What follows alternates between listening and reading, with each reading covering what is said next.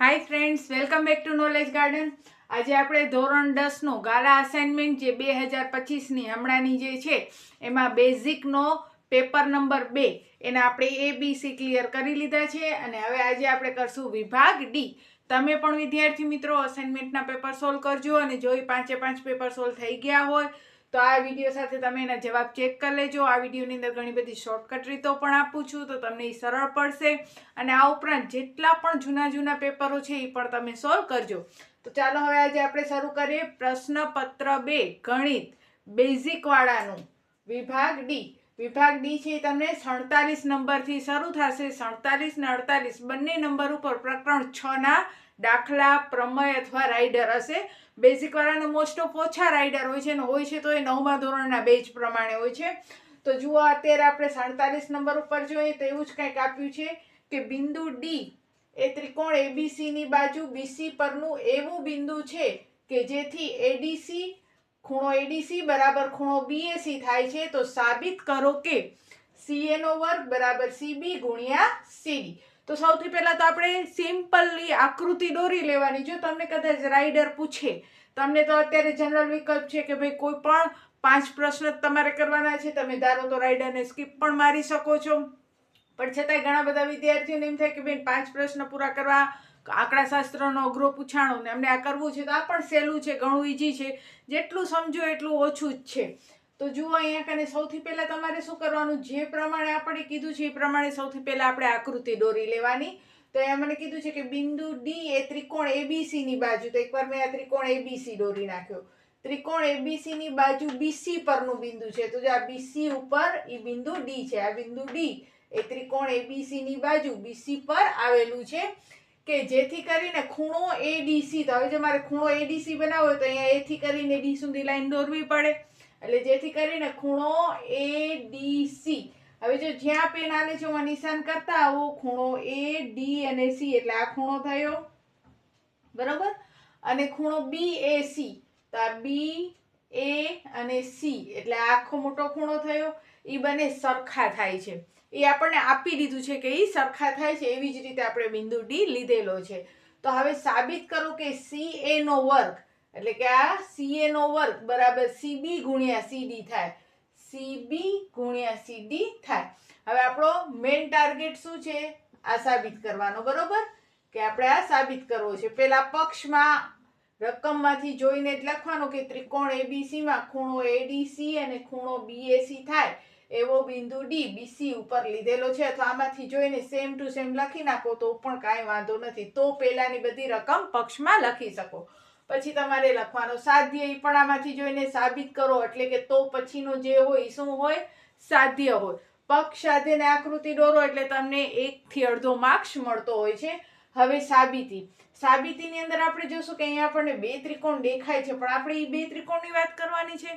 મને તો અહીંયા 3 ત્રિકોણ દેખાય છે. ચશ્મા છે એટલે ના ભાઈ, છે 3 ત્રિકોણ. જુઓ, એક છે એડીબી ત્રિકોણ, બીજો છે એડીસી ત્રિકોણ, ત્રીજો છે બીએસી મોટો ત્રિકોણ જેના આપણે 2 ભાગ કર્યા છે. હવે તમારે સાધ્યમાં જોવાનું કે તમને શું જોઈએ છે, સીએ જોઈએ છે. તો સીએ જે છે એ આ ત્રિકોણમાં આવે જ છે, એડીસી વાળા ત્રિકોણમાં બરોબર. એડીબી માં તો આવતો જ નથી સીએ. પછી સીબી છે તો સીબી એટલે આ આખો, એ પણ ખાલી એડીબી માં નથી આવતો.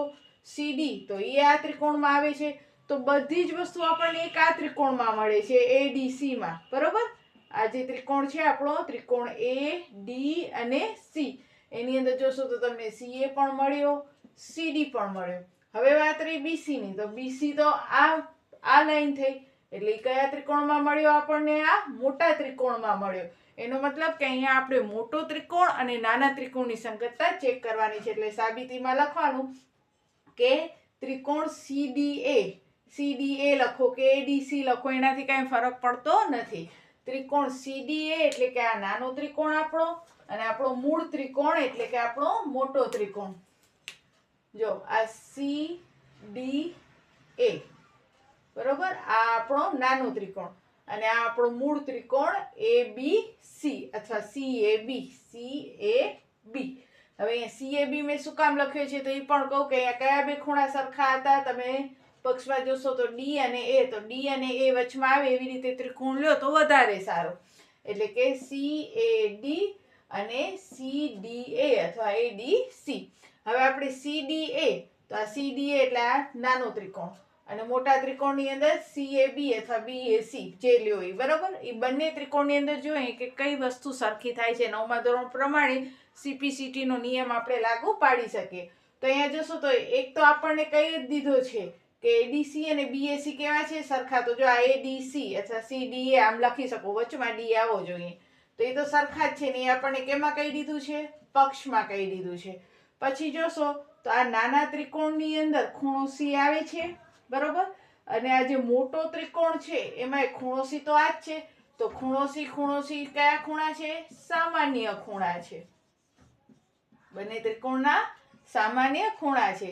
એક આપણને પક્ષમાં કહી દીધો છે, એ ખૂણો લીધો. બીજો આ ખૂણો C છે એ નાના ત્રિકોણમાં આવે છે અને મોટા ત્રિકોણમાં આવે છે. તો ખુખુ શરત પ્રમાણે આ બે ત્રિકોણ કેવા થયા કહેવાય, એકરૂપ થયા કહેવાય. અહીંયા જે નિશાની છે એને આપણે સમરૂપ કહીએ છીએ. એકરૂપ તો અત્યારે ન કહી શકીએ. એટલે બે ત્રિકોણ કેવા કહેવાશે, ખુખુ શરત પ્રમાણે સમરૂપ થયા. હવે જો ખુખુ શરત પ્રમાણે સમરૂપ હોય તો હવે આપણે સાધ્યમાં નજર કરવાની કે આપણને શેનો વર્ગ જોઈએ છે, CA નો વર્ગ જોઈએ છે. તો આમાંથી CA ગોતો. જો એક CA અહીંયા છે અને બીજો CA અહીંયા છે, બરોબર. તો આપણે બે CA ની મદદ લેવાની. પેલા CA આ લઈએ તો CA તો છેદમાં શું આવે, CB આવે. તો જો અહીંયા લખ્યું છે CA છેદમાં CB, આ તમે અહીંયા લખો કે અહીંયા લખો એનાથી કઈ ફરક પડતો નથી. એટલે તમારે અહીંયા કને CA નો વર્ગ એટલે બંનેમાં CA ગોતવાનો. એક CA આયરો અને એક CA આયરો. પેલા આ લખો CA છેદમાં CB, પછી બરાબર કરી અને પછી બીજો CA અહીંયા છે. એટલે પેલા તો આપણે આ ત્રિકોણનો લખાય, પછી આ ત્રિકોણનો લખાય. એટલે કે DA અથવા AD છેદમાં પણ શું આવે, CA આવે. એટલે કે DA છેદમાં CA અને CA છેદમાં CB. હવે આપણે એનો ગુણાકાર કરીએ તો CA ગુણ્યા CA એટલે CA નો વર્ગ, CD ગુણ્યા BC. તો આવી રીતે આપણો જુઓ થઈ ગયો સાબિત. CB ગુણ્યા CB બોલો કે BC બોલો એનાથી કઈ ફરક પડતો નથી ને. એને ગુણ્યા CD, કારણ કે અહીંયા CA છે તો અહીંયા શું આવે, CD. એટલે CD છેદમાં CA. હજી એકવાર સમજી લ્યો. CA તો અહીંયા લખવાનો CB, આનો પેલો છેલ્લો તો આનો એ પેલો છેલ્લો, બંનેને એકબીજાના છેદમાં. પછી બીજો CA ક્યાં છે, તો પેલા બેમાં, તો આના એ પેલા બે લેવાના. એટલે CD છેદમાં CA, બરોબર. પછી આ તમે અહીંયા લખો ને આ અહીંયા લખો, એનાથી કઈ ફરક પડવાનો નથી. ચોકડી ગુણાકાર કરો તો CA ગુણ્યા CA, CA નો વર્ગ બરાબર CD ગુણ્યા CB જે આપણને જોતો હતો. તો સિમ્પલી 4 માર્ક્સનો આ રાઇડર ને એના 4 માર્ક્સ તમારા ખીચામાં જાય. હવે 48 નંબર. 48 નંબરમાં જો પ્રશ્નપત્ર 2 જરાક મસ્ત, મને તો બહુ ગમે છે પ્રશ્નપત્ર 2, કારણ કે તમને બધાને એમ જ હોય કે ભાઈ સમપ્રમાણતાનો જ પ્રમેય હશે અને એકાદો દાખલો હશે, પણ આની અંદર તમારે વિચારધારા કરતાં થોડુંક અલગ કર્યું ને કરી શકે છે, બોર્ડ છે, બરોબર. તો અત્યારે આપણે રાઇડર તો જોઈ લીધો. હવે આપણે નેક્સ્ટમાં જોઈએ કે કેવી રીતે પ્રમેય પૂછાણો છે. તો 48 નંબર ઉપર સમપ્રમાણતાનો પ્રમેય નથી, 48 નંબર ઉપર છે સપ્રમાણતાનો પ્રતીક પ્રમેય. તો ચાલો હવે 48 નંબર ઉપર આપણે જોઈએ સમપ્રમાણતાનો પ્રતીક પ્રમેય. સપ્રમાણતાનો પ્રતીક પ્રમેય. એની અંદર જો તમને વિધાન ના આપેલું હોય તો તમારે વિધાન લખવું પડે. ન લખો તો તમારા માર્ક્સ કપાઈ જાય. ખાલી એટલું લખેલું હોય કે સપ્રમાણનો પ્રતીક પ્રમેય લખો તો તમારે વિધાન લખવાનો. આકૃતિ દોરી અને આકૃતિમાંથી જોઈને પણ તમે વિધાન લખી શકો છો. ખાલી વિધાનની અંદર ક્યારેય નામ આપવાના નહીં. વિધાનમાં તમે આમ લખી શકો કે જો કોઈ રેખા છે એ ત્રિકોણની બે બાજુઓનું સમપ્રમાણમાં વિભાજન કરતી હોય તો ઈ રેખા ત્રીજી રેખાને સમાંતર હોય. આવી રીતે આકૃતિમાંથી જોઈને લખી શકો છો. પ્રતીક પ્રમેય એટલે આપણે જે સપ્રમાણનો પ્રમેય સાબિત કર્યો છે, જો વિડીયો આખો એનો પ્રમેયનો વિડીયો મેં મોકલેલો છે. સપ્રમાણની અંદર શું હતું કે આપણને આ રેખા ડી છે એ BC ને સમાંતર છે એમ પક્ષમાં આપી દીધું હતું, અને એ ડી રેખા છે આ બંને રેખાઓ બાકીની જે છે ત્રિકોણ AB અને AC નું એનું સમાન ગુણોત્તરમાં વિભાજન કરે છે એમ સાબિત કરવાનું. તો હવે આ એનાથી ઊંધું પ્રમેય છે. ઊંધું પ્રમેય છે એટલે આપણે એને પ્રતીક પ્રમેય કહીએ છીએ. અહીંયા એમ કહે છે કે કોઈ રેખા છે એ ત્રિકોણની બે બાજુઓનું સમાન ગુણોત્તરમાં વિભાજન કરે છે તો સાબિત કરો કે તે રેખા ત્રીજી રેખાને સમાંતર હોય. એટલે કે ઓમાં પક્ષમાં હતું D સમાંતર BC અને અહીંયા સાધ્યમાં આવશે ડીઈ સમાંતર બીસી. એટલે જે ઓમાં આપેલું હતું અહીંયા આપણે એ સાબિત કરવાનું છે, ને જે સપ્રમાણના પ્રમેયની અંદર સાબિત કરવાનું હતું અહીંયા આપણને પક્ષ તરીકે આપેલું છે. પક્ષમાં લખવાનું ત્રિકોણ એબીસી માં એડી છેદમાં ડીબી બરાબર એઈ છેદમાં ઈસી. બરોબર, એટલે કે આ બે ત્રિકોણની જે બે બાજુઓ છે એનો સમાન ગુણોત્તરમાં વિભાજન થયેલો છે. જો આ એબી છે તેના બે ગુણોત્તર એડી છેદમાં ડીબી અને એસી ના બે ટુકડા એઈ છેદમાં ઈસી બંને કેવા છે? સરખા, અને ગુણોત્તર એટલે એકબીજાના છેદમાં. તો પક્ષમાં આપણને સપ્રમાણતાનો હતો, એમાં સાધ્ય હતો, પ્રતિપ્રમેય છે તો એની અંદર શું થઈ ગયો? પક્ષ થઈ ગયો. અને સપ્રમાણમાં જે પક્ષ હતો ડી સમાંતર બીસી આપેલા હતા, અહીંયા આપણે એ સાબિત કરવાનું છે. તો સાબિતીમાં આપણે જાણીએ કે ભાઈ આપણે આ ડી છે એ બીસી ને સમાંતર કરવા છે. તો સાબિતી ધારો કે રેખા ડીઈ એ એબી અને એસી ને સમાન ગુણોત્તરમાં વિભાજન કરે છે. આપણને કીધું જ છે કે કોઈ એક રેખા છે એ એબી અને એસી નો સમાન ગુણોત્તરમાં વિભાજન કરે છે. તો ઈ રેખા કઈ? તો આપણે અહીંયા લખ્યું કે ધારો કે ઈ રેખા કઈ છે? ડીઈ છે, જે ત્રિકોણ એબીસી ની એબી બાજુ અને એસી બાજુનો સમાન ગુણોત્તરમાં વિભાજન કરે છે. પણ એ જે ડી છે એ બીસી ને સમાંતર નથી. આપણે ડી બીસી ને સમાંતર સાબિત કરવાની છે, પણ આપણે લખશું પણ ડી છે એ બીસી ને સમાંતર નથી. એટલે પેલા અહીં આખું નામ લખ્યો કે ધારો કે ત્રિકોણ એબીસી માં કોઈ ડી રેખા છે. આવી રીતે પણ તમે લખી શકો કે ત્રિકોણ એબીસી માં કોઈ ડી રેખા છે, એ ત્રિકોણ એબીસી ની બાજુઓ એબી અને એસી ને સમાન ગુણોત્તરમાં વિભાજન કરે છે, પરંતુ એ ડી છે એ બીસી ને સમાંતર નથી. આવી રીતે પણ સિમ્પલ ભાષા લખી શકો છો, શબ્દોમાં જે બધું લખવાનું હોય. હવે જો ડી એ બીસી ને સમાંતર ન હોય તો બીસી ને સમાંતર થાય એવી કોઈ આપણે રેખા દોરવી પડે. એટલે આપણે બીજા પોઈન્ટમાં લખવાના. આ તમારો થયો પહેલો પોઈન્ટ. પહેલા પોઈન્ટમાં આપણે લેક્ચર જ લખ્યો. શું લેક્ચર લખ્યો? કે કોઈ ત્રિકોણ એબીસી માં કોઈ રેખા ડીઈ છે જે એબી અને એસી નું સમાન ગુણોત્તરમાં વિભાજન કરે છે, પણ ઈ ડી છે બીસી ને સમાંતર નથી. આ પહેલો પોઈન્ટ લેક્ચરનો. હવે બીજો પોઈન્ટ, જો ડી બીસી ને સમાંતર ન હોય તો હવે આપણે બીસી ને સમાંતર કોઈ એક રેખા તો દોરવી પડશે. તો આપણે લખવાનું ડી માંથી જ, ક્યાંથી? ડી માંથી જ બીસી ને સમાંતર હોય એવી ધારો કે કોઈ એક રેખા કઈ છે? ડીઈ ડેશ છે. એટલે આપણે એ ધારી કે ડી માંથી બીસી ને સમાંતર હોય એવી કોઈ રેખા કદાચ ડીઈ ડેશ હશે. એટલે કે ધારી લીધી કે ધારો કે ડી માંથી બીસી ને સમાંતર રેખા કઈ છે? ડીઈ ડેશ છે. જો ડીઈ ડેશ છે એ બીસી ને સમાંતર હોય તો એડી છેદમાં ડીબી આવવો જોઈએ અને એઈ ડેશ છેદમાં ઈ ડેશ સી આવવો જોઈએ, કારણ કે રેખા સમાંતર હોય તેના ગુણોત્તર કેવા હોય? સમાન જ હોય. એટલે કે જો ડી માંથી, એટલે બીજા પોઈન્ટ ની અંદર લખવાનું કે બિંદુ ડી માંથી બીસી ને સમાંતર ડી ડેશ રેખા છે, માટે એડી છેદમાં ડીબી બરાબર એઈ ડેશ છેદમાં ઈ ડેશ સી થવો જોઈએ. પણ એડી છેદમાં ડીબી તો પક્ષમાં તો જો આપણને શું કીધું છે કે એડી છેદમાં ડીબી બરાબર તો શું છે? એઈ છેદમાં ઈસી છે. તો એડી છેદમાં ડીબી ની જગ્યાએ આપણે શું લખી શકીએ? એઈ છેદમાં ઈસી લખી શકીએ, કારણ કે આના બરાબર જ આ છે. તો હવે જોઈએ તો એડી છેદમાં ડીબી બરાબર એઈ ડેશ છેદમાં ઈ ડેશ સી. તો એડી છેદમાં ડીબી ની જગ્યાએ આપણે આ રકમ લખીએ છીએ કે એડી છેદમાં ડીબી બરાબર એઈ છેદમાં ઈસી છે. તો એનો મતલબ એઈ ને એઈ ડેશ કેવા થયા કહેવાય? સરખા થયા કહેવાય. ઈસી અને ઈ ડેશ સી પણ કેવા થયા કહેવાય? સરખા. અહીંયા જુઓ એ કોમન છે, અહીંયા સીસી કોમન છે, તો એનો મતલબ ઈ અને ઈ ડેશ પણ કેવા હોય? સરખા હોય. ને જો ઈ ડેશ ને ઈ સરખા હોય તો ડી પોતે જ શું થઈ જાય? ડી ડેશ થઈ જાય. એટલે કે ડીઈ અને ડી ડેશ બંને રેખા સરખી થાય. પણ ડી ડેશ રેખા જે છે ડીઈ ડેશ એ બીસી ને સમાંતર છે એમ આપણે કીધું છે. તો જો આ બંને રેખા સરખી હોય તો જો આ સમાંતર હોય બીસી ને તો ડી પણ કેવી હોય? બીસી ને સમાંતર હોય. તો આથી આપણો સપ્રમાણતાનો પ્રતીક પ્રમેય બહુ જ સરળ છે અને 4 માર્ક્સ રોકડા લે એવો છે. તો કડોકડ આ પણ તમે પાકો કરજો. ત્યાર પછી હવે આપણે જોઈએ દાખલા નંબર 49. 49માં તમને કહે છે કે જેના વર્ગોનો સરવાળો 365 થાય તેવી બે ક્રમિક સંખ્યા શોધો. જ્યારે પણ તમને ક્રમિક સંખ્યા શોધવાનો કે ત્યારે તમારે હંમેશા આવી જ રીતે ધારવાનો. અને અહીંયા બે ક્રમિક સંખ્યા સાથે સાથે કીધું છે ઘન ક્રમિક સંખ્યા શોધો. તેવી બે ઘન પૂર્ણાંક ક્રમિક સંખ્યા શોધો. ઘન એટલે કે પ્લસમાં જવાબ આવવો જોઈએ, માઇનસ નહીં. હવે જ્યારે પણ ક્રમિક સંખ્યા કે એટલે અહીંયા તમે કોઈ પણ ચલ ધારો x y z, પણ આવી જ રીતે ધારવાનું કે ધારો કે તે ક્રમિક સંખ્યા x હોય તો x વત્તા 1 y ધાર્યો હોય તો y, અને y વત્તા 1 હવે પ્રશ્ન એ થાય કે અહીંયા બે ચલ શું કામ નથી ધાર્યા? તો મેં તમને પહેલાં કીધું હતું, જ્યારે વર્ગ આવે અથવા ગુણાકાર શબ્દ આવે ત્યારે હંમેશા એ ચોથા ચેપ્ટરનો જ દાખલો હોય, એટલે કે એક ચલથી જ આપણે કરવાનું હોય. એટલે ધારો કે તે ક્રમિક સંખ્યા x અને x વત્તા 1 છે. ક્રમિક સંખ્યા હોય એટલે આવી જ રીતે ધારવાનો.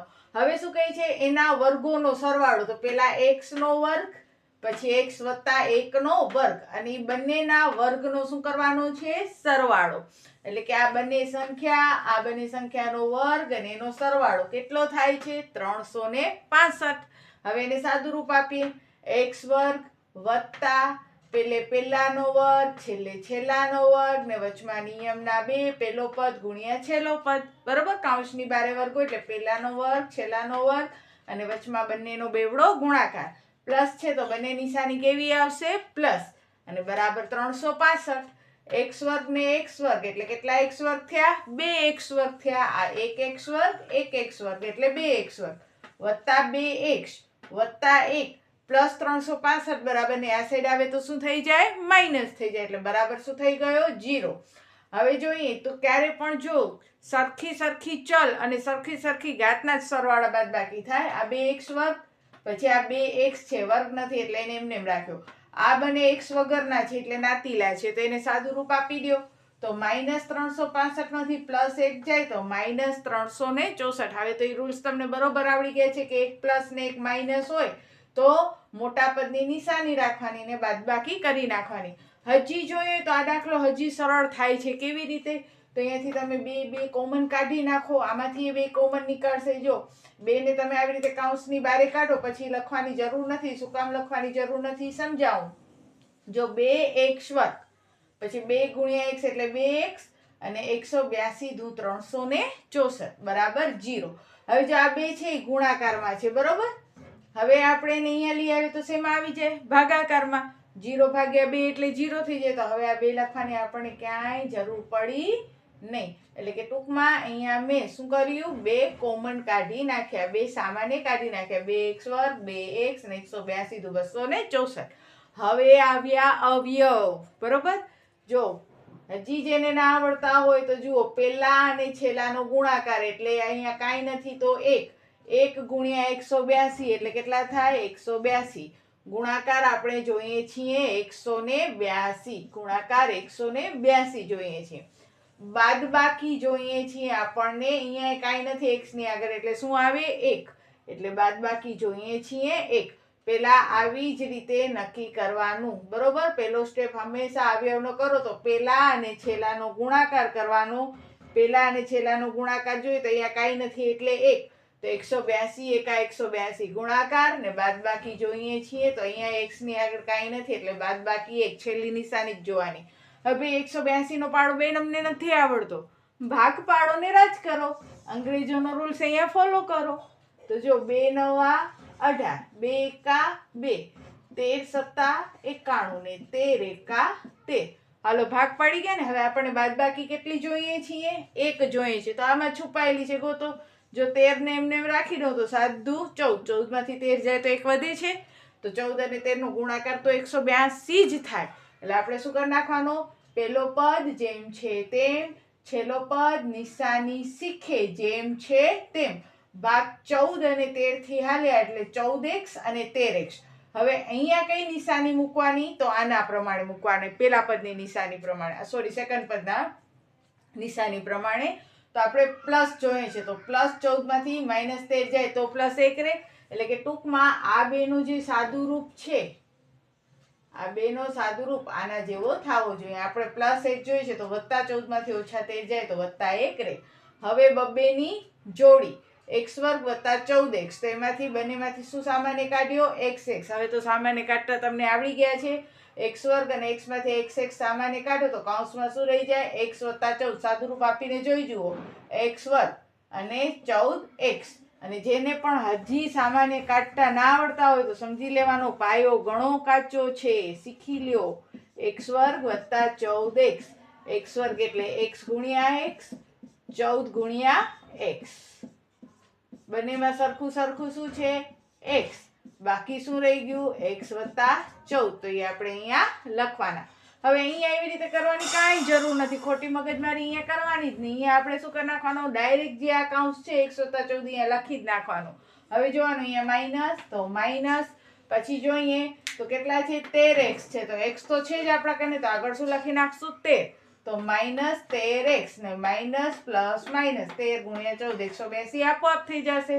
પછી બંને કૌંસ સરખા છે એ એક વખત, એટલે x પ્લસ 14 બરાબર 0, બાકીનો કચરો એટલે x માઇનસ 13 બરાબર 0. હવે પ્લસ 14 આ સાઈડ આવે તો શું થઈ જાય માઇનસ 14, પણ આપણને તો શું કહે છે કે ઘન પૂર્ણાંક જોઈએ છે, એટલે આ શક્ય નથી x ની વેલ્યુ. અને અહીંયા માઇનસ 13 આ સાઈડ લઈ આવો તો શું થઈ જાય પ્લસ 13, તો આ શક્ય છે. તો x બરાબર કેટલા આવ્યા 13, જો x બરાબર 13 આવ્યા હોય તો x વત્તા 1 એટલે કે 13 વત્તા 1 કેટલા આવે 14, તો તે સંખ્યાઓ કઈ થઈ 13 અને 14 ક્રમિક સંખ્યાઓ થઈ.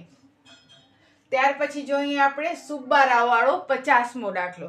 સુબ્બારાવે 5000 માસિક વેતનથી કામ શરૂ કરો. હાલો તમે બધા સુબ્બારાવ છો બરોબર, અને તમે માસિક નહીં પણ અહીંયા આવશે વાર્ષિક વેતનથી કામ શરૂ કર્યો. અચ્છા માસિક વેતન જ છે, ઓકે, માસિક વેતનથી કામ એણે શરૂ કર્યું. હવે દર વર્ષે 200 રૂપિયા વધે છે. હવે તમે બધા સુબ્બારાવ છો, તમે એક જગ્યાએ જોબ કરો છો, તમને 5000 રૂપિયા દર મહિને પગાર છે, ને દર વર્ષે તમારા પગારમાં 200 રૂપિયા વધારો કરી દે છે એમ કહેવામાં આવે છે. હવે કયા વર્ષે તમારો પગાર 7000 થઈ જશે? ધારો કે આ વર્ષે તમારો પગાર 5000 છે બરોબર 2024ના. હવે જાન્યુઆરી 2025 આવશે એટલે તમારો પગાર થઈ જશે 5200. 2026માં તમારો પગાર થશે 5400. તેવી રીતે કયા વર્ષમાં કેટલા વર્ષ રહીને તમારો પગાર 7000 સુધી થશે? તો અહીં આપણે જોઈએ પહેલો પગાર કેટલો છે 5000, એટલે એ કેટલા થયા 5000. દર વર્ષે પગાર કેટલો વધે છે 200 નો, એટલે કે ડિફરન્ટ કેટલાનો આવે છે પગારમાં 200 નો દર વર્ષે આવે છે. તમને કઈ રકમ જોઈએ છે 7000 ક્યારે થાય? હવે જો અહીંયા કરે પહેલા આપણે સમાંતર શ્રેણી બનાવવાની. પહેલો પગાર 5000, બીજો પગાર 5200, ત્રીજો પગાર વળી 200 વધશે એટલે 5400, એમ વધતા છેલ્લે તમારો પગાર કેટલો થવો જોઈએ 7000 થવો જોઈએ. તો આ 7000 છે, તો આ પહેલા વર્ષે, આ બીજા વર્ષે, આ ત્રીજા વર્ષે, તો આ કયા વર્ષે કેટલા વર્ષ રહીને બરોબર? એટલે કે આપણે an 7000 જે આપણને પદ આપી દીધો છે, જેમ પહેલો પદ 5000, બીજો પદ 5200, ત્રીજો પદ 5400, એમાં કેટલામું પદ 7000 છે. કેટલામું પદ એટલે n શોધવાનું છે, an આપી દીધો છે. તો હવે ખબર પડી કે an ની વાત થાય છે એટલે an નો સૂત્ર લખી નાખવાનું. an બરાબર a વત્તા n માઇનસ 1d. an એટલે 7000, a એટલે 5000 વત્તા n એટલે આપણે શોધવાના છે -1 ને d એટલે કે ડિફરન્ટ કેટલો આવે છે 200 નો. ડિફરન્ટ હંમેશા આવી રીતે ચેક કરવાનો. 5200 માંથી 5000, 5400 માંથી 5200 એમ બાદ કરવાના. હવે આ પ્લસ 5000 છે બરાબર, ને આ સાઈડ આવે તો શું થઈ જાય માઇનસ થઈ જાય, એટલે અહીંયા રહી ગયા n ઓછા 1 ગુણ્યા 200. 7000 માંથી 5000 બાદ કરો તો 2000, આ 200 ગુણાકારમાં છે, અહીંયા આવે તો ભાગાકારમાં, એટલે રહ્યો શું n માઇનસ 1. હવે અહીંયાથી મીંડો ઉડાડો તો 2 દાન 20 એટલે 10, આ -1 બરાબર, ને આ સાઈડ આવે તો +1, એટલે n બરાબર કેટલા થયા 11. એટલે કે પહેલા વર્ષે 5000, બીજા વર્ષે 5200, ત્રીજા વર્ષે 5400, એમ 11મા વર્ષે તમારો પગાર કેટલો થશે 7000 થશે. તો આ થયો 49 અને 50મો. હવે જોઈએ આપણે 51મો દાખલો. હવે જોઈએ આપણે દાખલા નંબર 51. એની અંદર તમને 30 વિદ્યાર્થીના વજનનું કોષ્ટક આપેલું છે, જેના વર્ગ છે 40 થી 45, 45 થી 50, 50 થી 55, એવી રીતે 75 સુધી. અને આવૃત્તિ પણ આપેલી છે. તમારે એનું મધ્યસ્થ શોધવાનું છે. હવે જ્યારે પણ શબ્દ આવે મધ્યસ્થ, જો હજી પણ ઘણા બધા વિદ્યાર્થીઓ એવા છે કે જે મધ્યક અને મધ્યસ્થમાં ગોટાળા કરી નાખતા હોય છે. મધ્યસ્થ પૂછે તો મધ્યક શોધી આવે છે, મધ્યક પૂછ્યું હોય તો મધ્યસ્થ શોધી આવે છે. તો તમને એવું હોય કે યાદ નથી રહેતું તો પાછળ થ યાદ રાખો, મધ્યસ્થ, થળનો થ, થાળીનો થ, અને ઈ હોય તો માત્ર એક જ ખાનો બને સંચય આવૃત્તિનો. તો ચાલો હવે બનાવી સંચય આવૃત્તિ. 2 ના 2, 2 માં 3 ઉમેરો તો 5, 5 માં 8 ઉમેરો તો 13, 13 માં 6 ઉમેરો તો 19, 19 માં 6 ઉમેરો તો 25, 25 માં 3 ઉમેરો 28, ને 28 માં 2 ઉમેરો તો 30. હવે જો આ આન્સર તમારો સાચો હોય ને તો આનો સરવાળો કેટલો થતો હશે 30 જ થતો હશે. હવે નંબર 2 ઉપર તમારે જોવાનું કે ભાઈ સૌથી પહેલા તો તમારા દાખલો કરવાથી પહેલા જ જોઈ લેવો જોઈએ કે સતત આવૃત્તિ છે કે અસતત. અહીંયા સતત આવૃત્તિ જ છે કારણ કે રિપીટ થાય છે આંકડા. જો અસતત હોત તો આપણે વર્ગ બદલાવવો પડે તેનો. હવે અત્યારે તો સતત જ છે એટલે કોઈ પ્રોબ્લેમ્સ નથી. પ્લસમાં ખોટી આવૃત્તિ પણ નથી એટલે સાવ સરળ અને સાદો દાખલો છે એટલે આપણે ડાયરેક્ટ ગણતરી કરી શકીએ છીએ. તો સૌથી પહેલા તમારે n દુત્યાંશ શોધવાનો. n એટલે કે આવૃત્તિનો સરવાળો કેટલો આપ્યો છે 30. તો 30/2 એટલે કેટલા થયા 15. હવે આ જે 15 આવ્યા n દુત્યાંશ એ તમારે સંચય આવૃત્તિમાં જોવાનો કે કેમાં 15 સમાઈ જાય છે. 5માં સમાઈ જાય ન સમાય, 13માં સમાઈ જાય 15 ન સમાય, 19માં 15 સમાઈ જાય છે. એટલે હું આને તમારે મોટો બોક્સ બનાવવાનો અને એ બોક્સની અંદર વર્ગની જે પહેલી રકમ છે અધસીમાં એ કહેવાશે L, આને કહેવાશે F અને આપણો CF છે એ કોષ્ટકની ઉપર બેઠો હશે. બરોબર. હવે એ બધું આપણે અહીંયા લખી નાખ્યું. હવે આપણે એની વર્ગ ઊંચાઈ પણ લેશું. 45માંથી 40 જાય તો કેટલા વધે 5. હવે સૂત્ર લખી નાખો મધ્યસ્થનો. m બરાબર L વત્તા n દુત્યાંશ માઇનસ CF છેદમાં F ગુણ્યા H. સૂત્રો તો એકદમ કડોકડ પાકા કરીને જ રાખવાના ચેપ્ટરના. હવે L એટલે કેટલા છે 55 વત્તા n દુત્યાંશ. તો n દુત્યાંશ કેટલા મળ્યા છે આપણને 15 માઇનસ CF કેટલા છે 13. કા અહીંયા લખેલા છે, અહીંયા લખેલા છે. F તો F કેટલા છે 6 છે અને H એટલે 5. જો સૂત્ર આવડી ગયો બધી કિંમત આની અંદર છે જોઈ જોઈને તમે લખી નાખો. હવે સિમ્પલી સાદું રૂપ આપવાનું. 55 વત્તા 15માંથી 13 જાય તો 2 છેદમાં 6 ગુણ્યા 5. 2 × 5 10 છેદમાં 6. આ તો એમને જ રહ્યા. 10 ભાગ્યા 6 ભાગાકાર કરો તો 1.666 પોઈન્ટ પછી 3 આંકડા સુધી કરવાનું. તો 55 ને 56.66 અથવા અહીંયા 5 કરતા મોટો આંકડો છે ત્રીજો તો તમે 66/67 પણ કરી શકો. તો આ સિમ્પલ સાવ સરળ સાદો મધ્યસ્થનો દાખલો તમને વિભાગ ડી માં પૂછ્યો છે. બની ત્યાં સુધી તો ખોટી આવૃત્તિના જોઈ છે પણ હજી તો અસાઇનમેન્ટનો બીજો જ પેપર છે એટલે કમ જોવા જાય તો પહેલો જ પેપર છે એટલે સરળ પૂછ્યો છે. હવે જોઈએ આપણે એના પછીનો 52મો દાખલો. હવે એના પછીનો આપણે જોઈએ 52મો દાખલો જેની અંદર આપણને મધ્ય ક એટલે કે મધ્ય ક કલમનો ક વાળો શોધવાનો છે. વર્ગ અને FI આપ્યા છે. દાખલો ગણવાથી પહેલા જોવાનો કે રકમ સતત છે કે અસતત. જો આ રિપીટ થાય છે એટલે કેવી છે રકમ સતત છે એટલે કાંઈ ફેરફાર કરવાનો નથી. બીજા નંબરે જોવાનો ખોટી આવૃત્તિ છે કે નથી તો ખોટી આવૃત્તિ નથી. અને ત્રીજા નંબરે જોવાનો વર્ગ લંબાઈ સરખી છે કે નહીં તો જુઓ વર્ગ લંબાઈ સરખી છે. 3 3 વધતા આવે છે. બાદબાકી કરશો તો 3 3 વધતા આવે છે. બરોબર. એનો મતલબ કે આ વિચલનની રીતથી દાખલો થશે અને એ જ રીત આપણને સૌથી સહેલી પડે. હવે જ્યારે પણ તમને મધ્યકનો દાખલો કરવાનો કે ત્યારે સૌથી પહેલો તમારો ખાનો XI એટલે કે મધ્ય કિંમત શોધવાનો. કેવી રીતે મધ્ય કિંમત શોધાય તો આમ તો મેં આંકડાશાસ્ત્રના આખા ચેપ્ટરનો પ્લેલિસ્ટ બનાવેલો જ છે. જોજો મુલાકાત લેજો એની પણ જેથી કરીને તમને આંકડાશાસ્ત્ર કરોકડ ફાવે. ને ફરીથી અહીંયા આપણે રિપીટ કરીએ તો મધ્ય કિંમત એટલે કે બંને વર્ગનો સરવાળો કરવાનો. આ પેલો જે વર્ગ છે 65 અને 68 એનો સરવાળો કરવાનો. જે સરવાળો આવે છે એના અડધા કરી નાખવાના. હવે આનો તમે સરવાળો કરો 65 વત્તા 68 એટલે 8 9 10 11 12 13 133 થશે ને 133 ના અડધા કરશો તો 66.5. હવે બધેમાં કરવાની જરૂર નથી. તમને કરવું હોય તો કરી શકો છો કે વળી આ બેનો સરવાળો કરી અડધા, આ બેનો સરવાળો કરી એના અડધા, આ બેનો સરવાળો કરી એના અડધા. પણ જો આમ ન કરવું હોય તો તમે ખાલી પહેલા બંનેનો સરવાળો કરી એના જે અડધા થાય છે એ લખ્યા પછી આપણે ખબર છે કે અહીંયા 3 3 વધે છે તો અહીંયા પણ 3 3 વધારતા આવો. 66માં 3 ઉમેરો 79, એમાં 3 ઉમેરો 72, એમાં 3 ઉમેરો 75, એમ 3 3 વધારતા આવો. હાલો મધ્ય કિંમતનો ખાનો રેડી થઈ ગયો. હવે આપણે શોધવાનો વિચલનની રીત એટલે UI. અને UI માં ઘણા બધા વિદ્યાર્થીઓ છે. હવે અમુક સ્કૂલમાં એમ કહે છે કે ના ભાઈ વચ્ચે જ તમે એ ધારો XI માં બરોબર મિડલમાં એ ધારો. આવો કોઈ રૂલ્સ નથી. પહેલી વાત તો કે પહેલા જ એ ધારવો.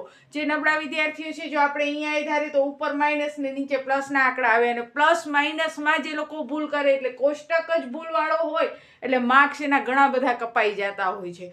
તો જે વિદ્યાર્થી છે હું એમ નથી કહેતી કે તમે વચ્ચે ન ધારો પણ જે નબળા વિદ્યાર્થી છે અથવા તમારા આગળ સમય ઓછો છે તમે પ્લસ માઇનસમાં વધુ ભૂલ કરો છો તો તમારા માટે શોર્ટકટ છે કે મધ્ય કિંમતમાં સૌથી પહેલા જ તમે એ ધારી લ્યો. ધારવાનો છે ખપે એ મધ્યક તમે ધારી શકો. સૌથી પહેલા એ ધારો એટલે માઇનસ આવે જ નહીં. માઇનસની માથાકૂટ જ નીકળી જાય.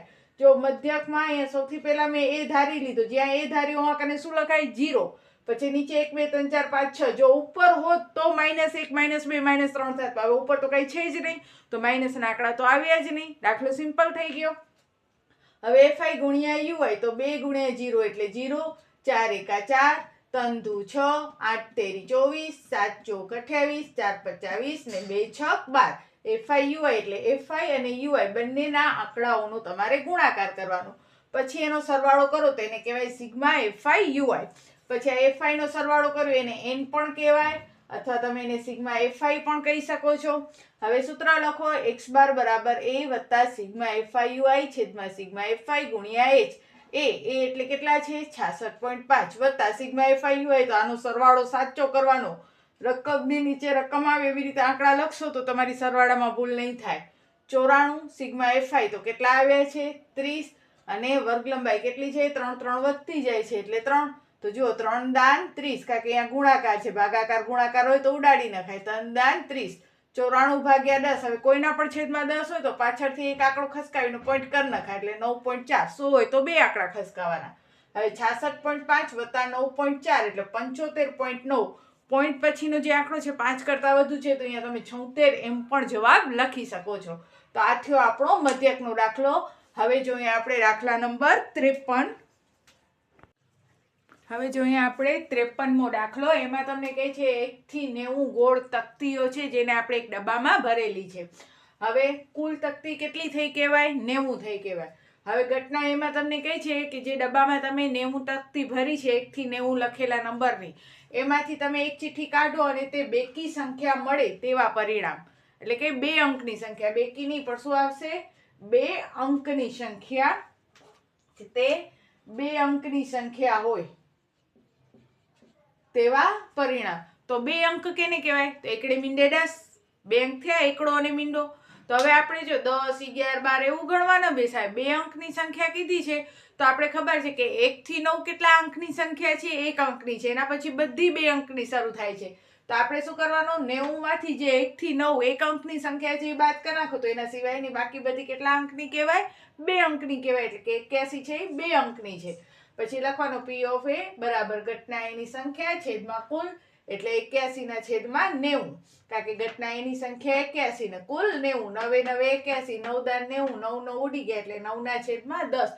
ઘણા બધા વિદ્યાર્થીઓ છે ને શું કરતા હોય છે ખબર છે, સંભાવનામાં હમણાં જ લાસ્ટ ટાઈમમાં મેં પેપર ચેક કર્યો તો સંભાવનાની અંદર નકરો લેક્ચર લખ્યા જ કરે છે. આ ઘટના એથી પહેલા કેટલો બધો એ લોકો લેક્ચર લખે છે, પછી ઘટના એ લખે, અને પછી આના તો કઈ ઠેકાણા જ ના હોય, તો તમને માર્ક્સ ક્યાંથી મળે? આવડું બધું લેક્ચર ન લખો, માત્ર સિમ્પલી તમને જે પૂછ્યું છે એ ઘટના એમાં લખી એના પરિણામ લખો, સૂત્ર મૂકો, અને અહીંયા કને તમારો બોર્ડ નાનો છે, મારે બધા દાખલા સમાવવા હોય, તમે જે p ઓફ a બરાબર ઘટના એની સંખ્યા છેદમાં કુલ છે એની નીચે લખો p ઓફ a બરાબર 81 ના છેદમાં 90 ને છેદ ઉડાડીને એની નીચે કરો, સ્ટેપ બાય સ્ટેપ કરો તો તમારો દાખલો પરફેક્ટ થાય. હવે જો અહીંયા આપણે ઘટના b પૂર્ણ વર્ગની સંખ્યા, પૂર્ણ વર્ગ એટલે તો જેનો વર્ગમૂળ નીકળી શકે તે. હવે જો પૂર્ણ વર્ગ બનાવવા શું કરવાનું, આપણે 1 ગુણ્યા 1 એટલે 1, જે આંકડો લ્યો છે એને એ જ આંકડા વડે ગુણો, 1 એકા 1, 2 દુ 4 એટલે 2 ગુણ્યા 2 થયા, 3 તેરી 9 એટલે 3 ગુણ્યા 3 થયા, તો 1 એકા 1, 2 દુ 4, 3 તેરી 9, 4 ચોક 16, 5 5 25, 6 6 36, 7 7 49, 8 8 64 ને 9 9 81, 10 ગુણ્યા 10 100 થઈ જાય. આપણે તો 90 સુધીનું જ છે, તો આપણે 9 9 81 એટલે કુલ કેટલી સંખ્યા થઈ 9 થઈ. આમાં પણ ઘણા બધા વિદ્યાર્થીઓ શું કરે છે, આ બધાનો સરવાળો કરે છે. અરે ભાઈ, આપણને એમ નથી કીધું કે પૂર્ણ વર્ગ સંખ્યાનો સરવાળા કરો, પૂર્ણ વર્ગ સંખ્યા કેટલી છે એ કયો, તો ગણો આ કેટલી સંખ્યા છે, તો આ બધી સંખ્યા ગણશો તો કેટલી સંખ્યા છે પૂર્ણ વર્ગ 9, એટલે કે આપણે જે ડબ્બામાં તકતી ભરી છે એમાં જો કોઈ આ આંકડો નીકળે તો આ આંકડાના વર્ગમૂળ નીકળે છે, એટલે આ પૂર્ણ વર્ગ સંખ્યા કહેવાય. તો આપણે એવી કેટલી તકતી છે એ જ લખવાની છે. પછી p ઓફ b બરાબર ઘટના b ની સંખ્યા છેદમાં કુલ, તો ઘટના b ની સંખ્યા કેટલી છે 9, કુલ કેટલા છે 90, 9 દાન 90. પછી ઘટના c 5 વડે વિભાજ્ય. હવે 5 વડે વિભાજ્ય કે ક્યારેક તમને કહેશે 5 નો ગુણિત, તો તમારે 5 નો પાડો લખવાનો, અને જો 5 નો પાડો ના આવડતો હોય ને તો 5 5 વધારતા આવો, પણ હવે તો 10મા ધોરણમાં છે એટલે 5 નો પાડો તો આવડતો જ હોય. 5 5 દુ 10, 5 તેરી 15, 5 ચોક 20, 25 25 25, 5 6 30, 5 7 35, 40, 5 × 45 50. હવે જો 5 દાન 50 થઈ ગયા પછી સ્ટોપ નથી થઈ જવાનું. 5 દાન પછી 5 × 11 11 50. 5 દાન પછી 11 50 12 50 13 50 14 50 15 50 16 50 17 50 ને 18 50 90. 19 50 95 95 90 થી વધી જાય છે. ને જો એમાં તકલીફ પડતી હોય તો 5 નો પાડો છે 5 5 વધારતા આવો ક્યાં સુધી? 90 અથવા 90 થી નાની રકમ આવે ત્યાં સુધી. તો અહીંયા 18 50 90 એટલે કે કુલ સંખ્યા આ બધી ગણશો તો કેટલી થશે? 18.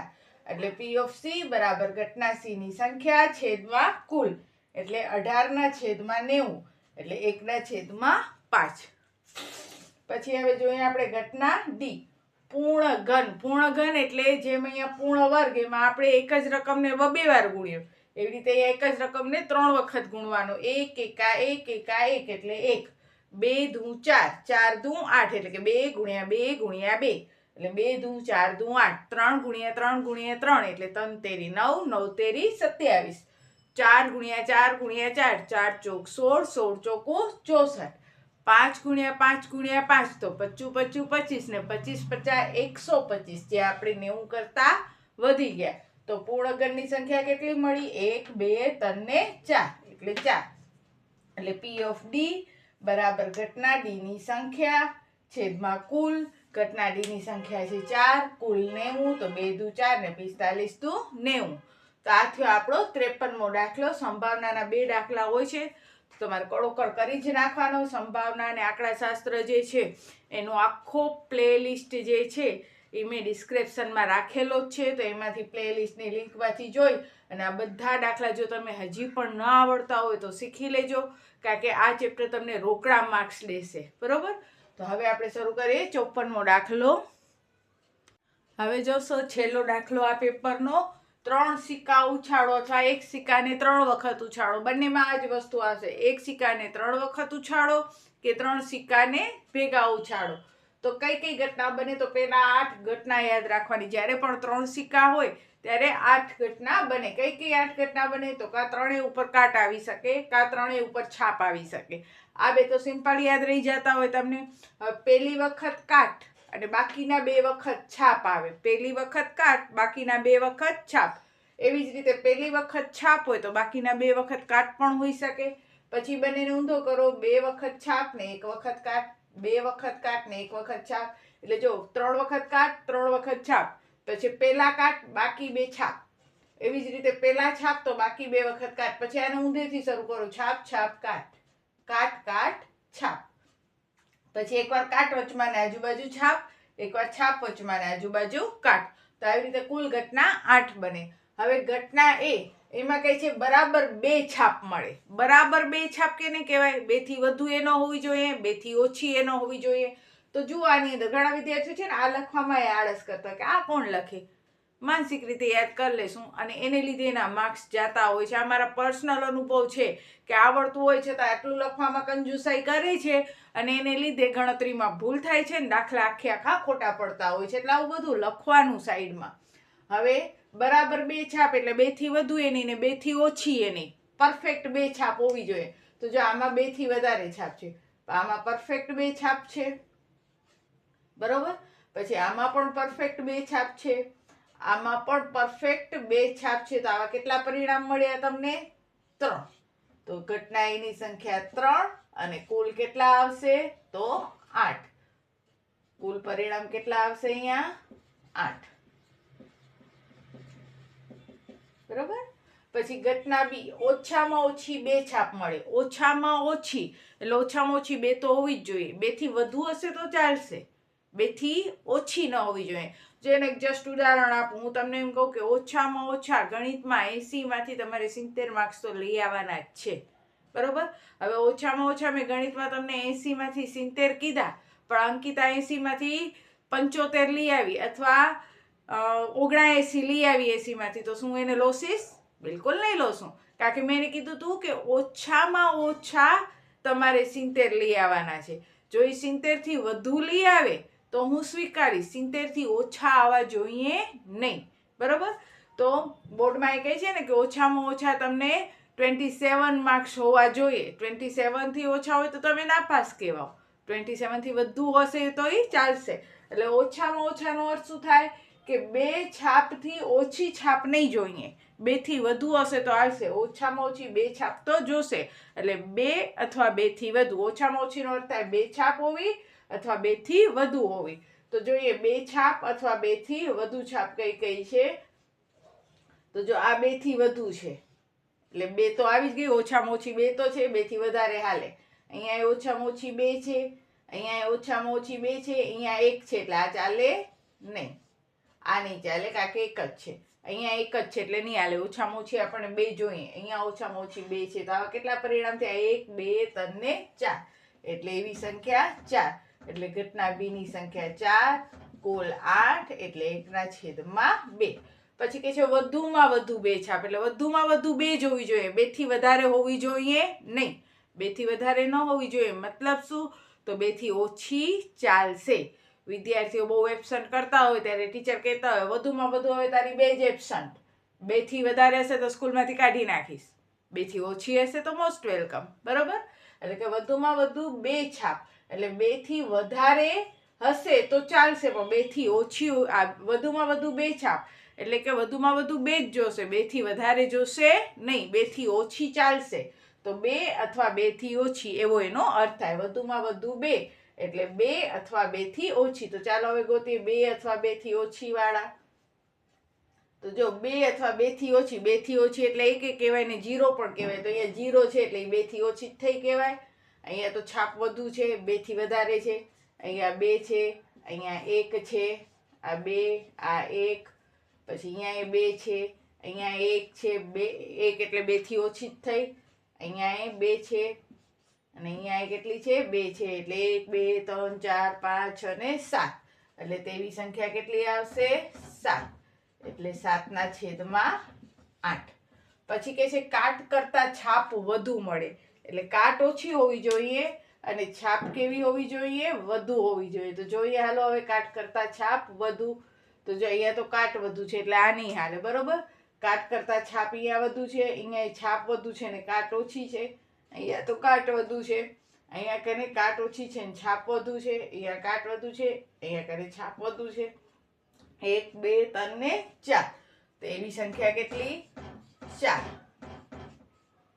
એટલે કે ઘટના ડી બરાબર 4/8 એટલે 1/2. તો આ થયો તમારો અસાઇનમેન્ટનો પ્રશ્ન પેપર 2 ક્લિયર, જેમાં A B C D એકદમ પરફેક્ટ અને બને એટલી શોર્ટકટ રીતથી સમજાવ્યા છે. તો તમારા જેટલા પણ ફ્રેન્ડ્સ હોય, વધુમાં વધુ ફ્રેન્ડ જે તમારા હોય એને આ વિડીયો શેર કરજો, જેથી કરીને એ પણ ફ્રી શિક્ષણનો લાભ લઈ શકે. અને લાઈક અને સબસ્ક્રાઈબ પણ કરજો અને કોમેન્ટ્સમાં તમારી કાંઈ પણ પ્રોબ્લેમ્સ હોય તો મને શેર કરજો. અને સાથે સાથે જો તમે કોઈ સરસ મજાની પ્રવૃત્તિ કરી હોય તો તમે એ પણ મને વિડીયો મોકલજો, તો હું એ પણ મારા સ્ટુડન્ટને દેખાડીશ. જેમ કે હમણાં સોલંકી પ્રીતે વિજ્ઞાન મેળામાં ભાગ લીધો હતો અને સરસ મજાનો એ જીતી આવ્યા છે, એમાંથી નંબર લઈ આવ્યા છે. તો એ મેં મારી કોમ્યુનિટીમાં નાખેલ છે, તો જોજો તમે બધા. બસ આજના વિડીયોમાં આટલું જ. ત્યાં સુધી બધાને જય હિન્દ, જય ભારત. સૌ ભણે સૌ આગળ વધે. બાય.